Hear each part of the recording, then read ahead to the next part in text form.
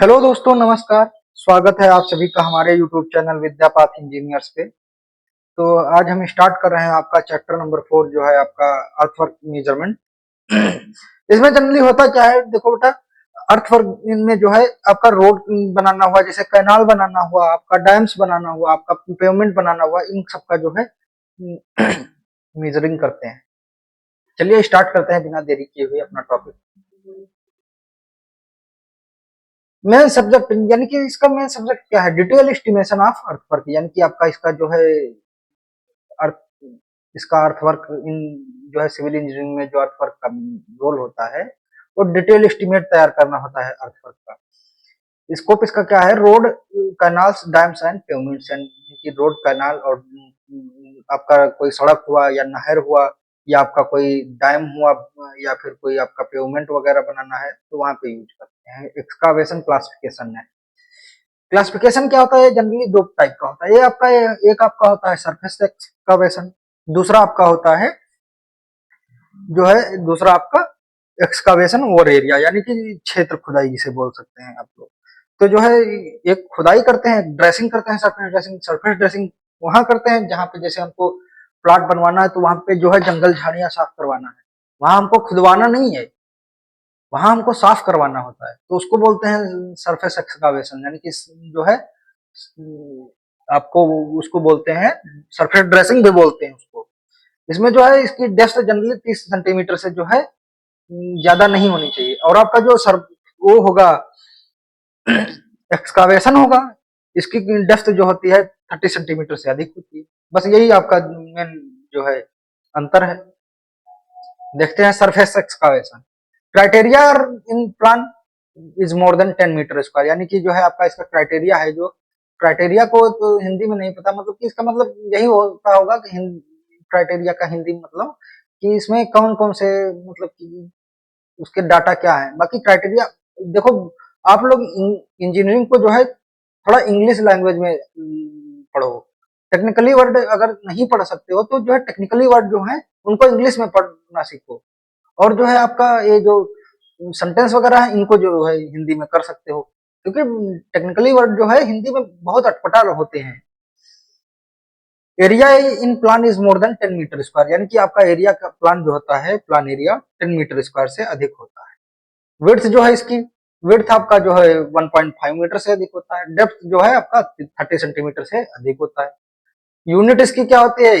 Metre square होती है, या फिर स्क्वायर मीटर भी बोल सकते हैं, वर्ग मीटर। या की नोट इसमें है, it is specifically for silo depth work, यानी कि इसका यूज जनरली हम साइलो डेप्थ वर्क के लिए करते हैं, यानी कि कम उथली हुई जो है गहराइयों के लिए, यानी कि कम गहराइयों के लिए इसका यूज किया जाता है। नेक्स्ट, बी एक्सकावेशन, इसका क्राइटेरिया क्या है? Area in plan is more than 10 metre square. Same, भाई प्लान से नहीं मतलब है हमको एक्सकावेशन और जो है आपका सरफेस एक्सकावेशन, क्योंकि भाई प्लान हमारा 10 मीटर का भी हो सकता है, 5 मीटर का भी हो सकता है, 20 मीटर का भी हो सकता है। हा?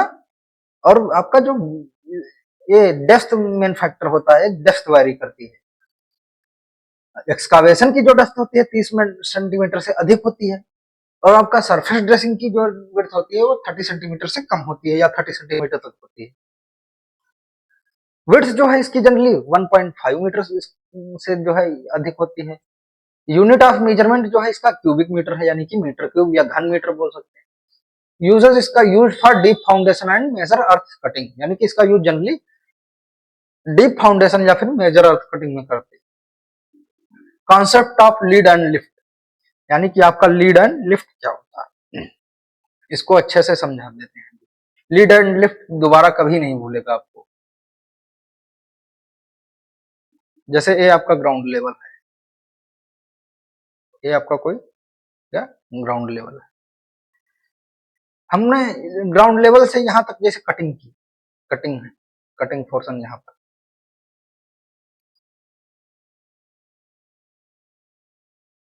यहां से जो है हम मिट्टी कट किए, फिर जो है हमको यहाँ से मिट्टी को ऊपर बाहर फेंकना है ना, तो यहाँ पे जो है अब करेंगे क्या, ये कटिंग की है, और यहाँ पे जब पहले पूरा फिगर बना लेते फिर समझा देते हैं। ये यहाँ पे जनरली आपका जैसे फिलिंग एरिया हो गया, यहाँ पे हमको मिट्टी फिल करना है, यहाँ से कट करके यहाँ पे मिट्टी को फिल करना है। ये अपना फिलिंग का एरिया हो गया ऊपर वाला, नीचे वाला आपका कटिंग का एरिया है। तो हमको यहाँ से मिट्टी कट करना है, यहाँ से मिट्टी हमको कट करना है और यहाँ पर हमको मिट्टी अपना जो है डालना है। तो इसमें जो है आपका लिफ्ट जो होता है, ये जो है वर्टिकल डिस्टेंस जो चली गई दूरी होती है, इसको जनरली लिफ्ट के नाम से जानते हैं। ये जैसे आपका ये, एक मिनट कलर चेंज कर ले, ये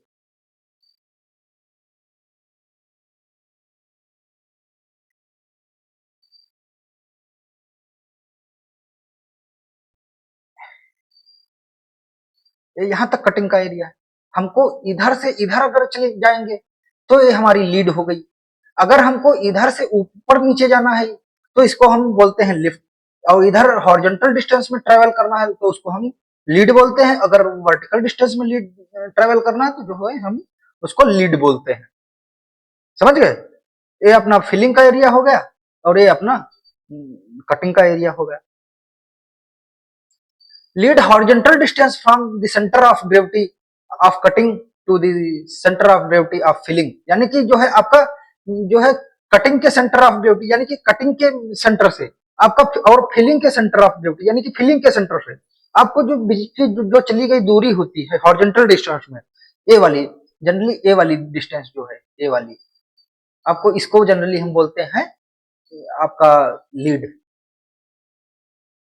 लिफ्ट क्या होता है? Vertical distance involve in moving the soil, यानी कि आपका जो ए वाली डिस्टेंस है वर्टिकल डिस्टेंस, इसको जनरली हम बोलते हैं लिफ्ट। स्टैंडर्ड लिमिट इसकी क्या होती है?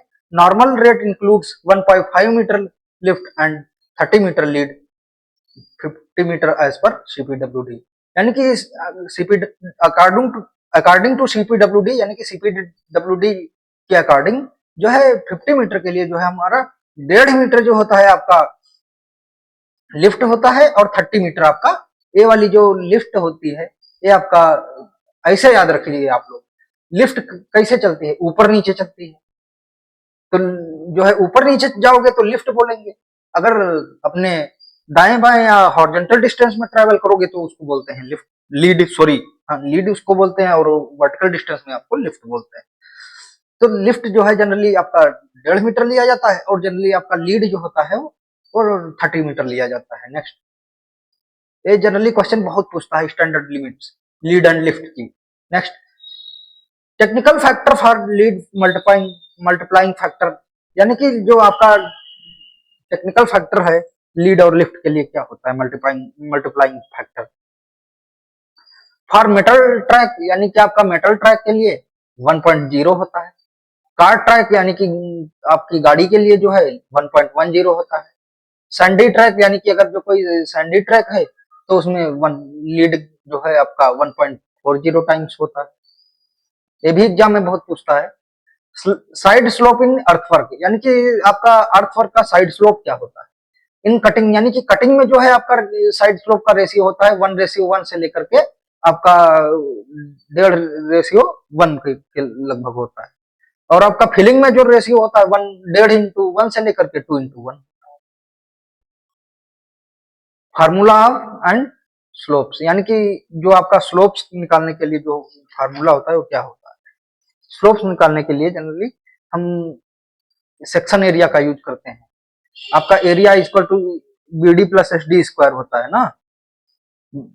ये सेक्शन का एरिया अब डिटेल में पढ़ाएंगे तो ज्यादा टाइम लग जाएगा, तो आप इतना तो थोड़ा कंप्रोमाइज करिए, क्योंकि अब हम टोटल 13 सब्जेक्ट हैं, 13 सब्जेक्ट एंड करना है। बहुत समय नहीं है हम लोगों के पास। मीन डेप्थ क्या होता है? यानी कि दो डेप्थ है अगर कोई, तो उसको जो है दोनों डेप्थ का जो है एवरेज कर लेंगे, जोड़ लेंगे। उसके बाद जैसे एक डेप्थ, दो डेप्थ दिए हैं तो दोनों डेप्थ को ऐड कर लेंगे। उसके बाद जितनी डेप्थ हैं, जैसे 2 डेप्थ हैं तो 2 से मल्टीप्लाई कर देंगे उसको, उसे जो है मीन डेप्थ बोलते हैं। अगर 3 डेप्थ हैं तो 3 को जोड़ करके उसको सेम एवरेज के कॉन्सेप्ट के अनुसार जो है इसको निकालना है मीन डेप्थ को। नेक्स्ट, एरिया कंपनसेशन रूल, यानी कि क्षेत्रफल गणना के नियम।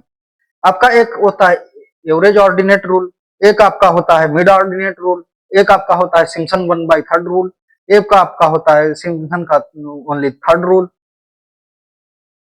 एक होता है आपका सिम्पसन का 3/8 rule.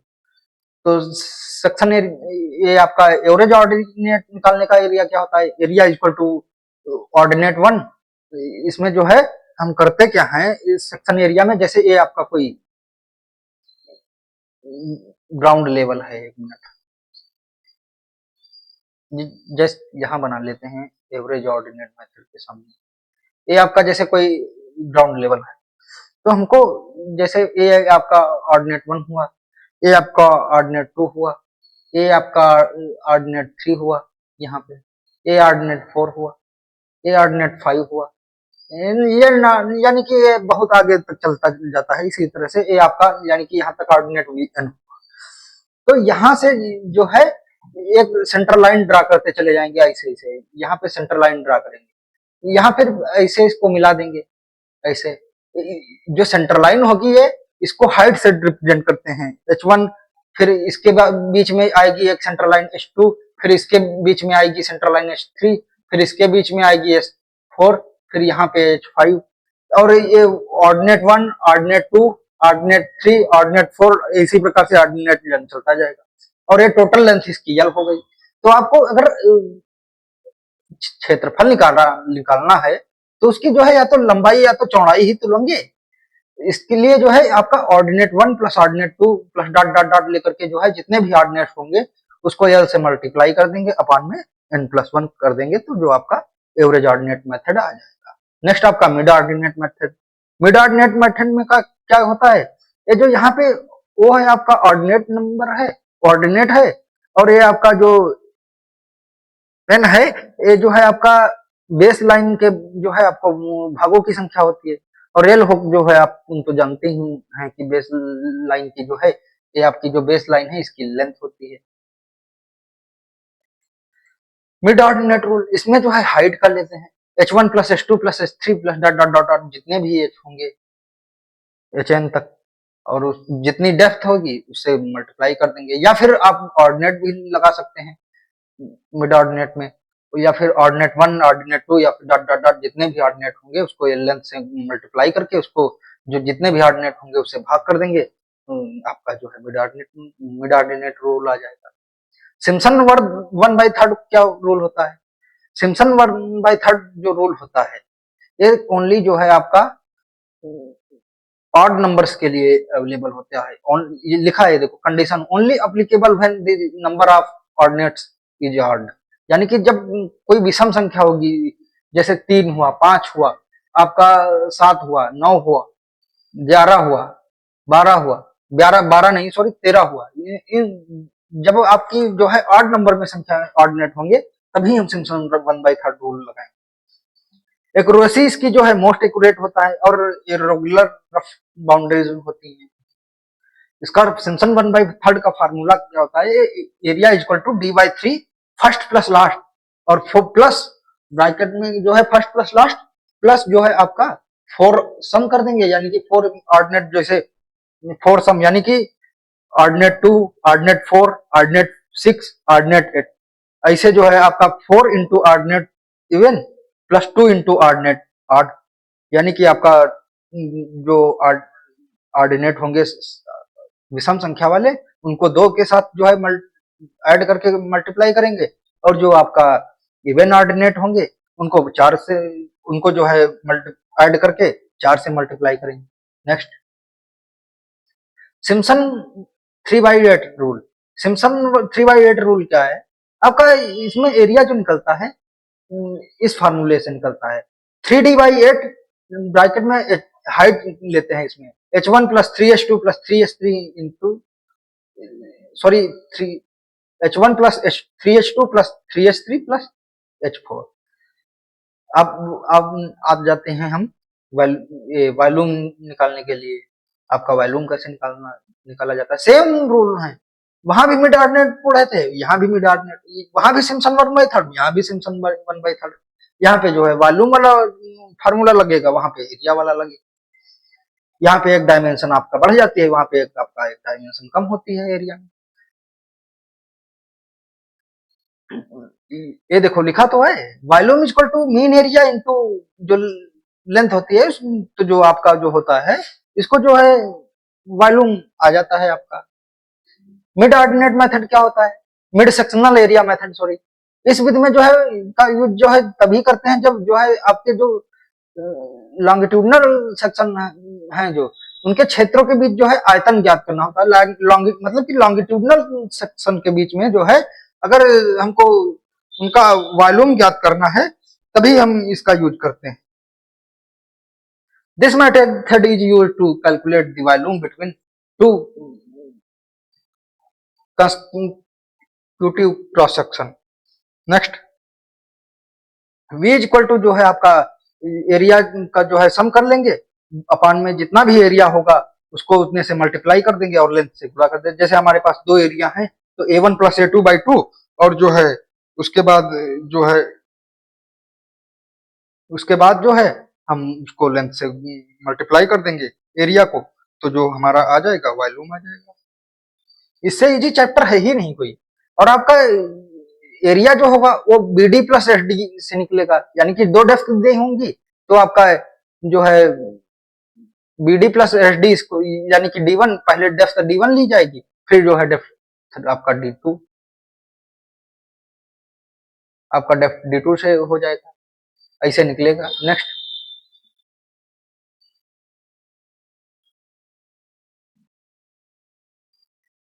Trapezoidal formula for series of section at equal interval, यानी कि इक्वल इंटरवल पर जो है हम जो है अपना ट्रेपेजोइडल फार्मूला लगाते हैं। ट्रेपेजोइडल फार्मूला क्या होता है आपका, ट्रेपेजोइडल फार्मूला जो होता है v इक्वल टू वॉल्यूम का जो होता है लेंथ ब्रैकेट में जो है a1 प्लस a0/2 कर देंगे, फिर जो है जितने भी एरिया होंगे उसको मल्टीप्लाई नहीं ऐड करके छोड़ देंगे। या फिर हम ऐसे भी कर सकते हैं, यहाँ पे 2 से मल्टीप्लाई करेंगे फिर बाद में 2 कट जाएगा, v इक्वल टू l/2, या फिर आप दो l/2 कॉमन 1/2 कॉमन ले ले तो ये 2 कॉमन लोगे तो ये यहाँ पे 1/2 आ जाएगा, तो एरिया प्लस a0 प्लस जो है 2a जो है आपका ये टोटल ऐड कर दिए। This method is also called इंडेरा मेथड, यानी कि इसको जो है जनरली इंडेरा मेथड के नाम से भी जानते हैं। क्रॉस सेक्शन एरिया क्या होता है, क्रॉस सेक्शन एरिया में this method is suitable when width is and side slope remain constant, यानी कि आपका जब विड्थ और साइड स्लोप कांस्टेंट रहता है तब हम जो है क्रॉस सेक्शन एरिया मेथड का यूज करते हैं। क्रॉस सेक्शन एरिया मेथड में जो है हम B D plus S D square into L, B D plus S D square जो साइड स्लोप का फार्मूला होता है तो ये, और फिर जो है हम उसको लेंथ से मल्टीप्लाई कर देते हैं, आपका जो है क्रॉस सेक्शन एरिया से जो है आपका वॉल्यूम निकल आता है। नेक्स्ट, प्रिज्मोडियल फार्मूला, प्रिज्माइडल सूत्र क्या होता है, this method gives more accurate result, यानी कि प्रिज्माइडल जो फार्मूला होता है ये सबसे एक्यूरेट रिजल्ट देता है। v इज इक्वल टू इसका वॉल्यूम होता है l/6 a1 plus a2 plus 4 ये हम जितने भी बाद में एरिया हो उसको ऐड कर देंगे।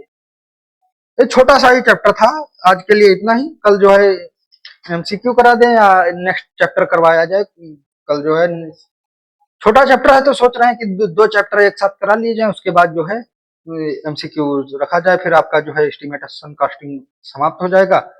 आपका एक चैप्टर नहीं दो चैप्टर बचा है, एक आपका बचा है एनालिसिस ऑफ रेट, दूसरा चैप्टर आपका बता है वैल्यूएशन ऑफ रेट फिक्सेशन।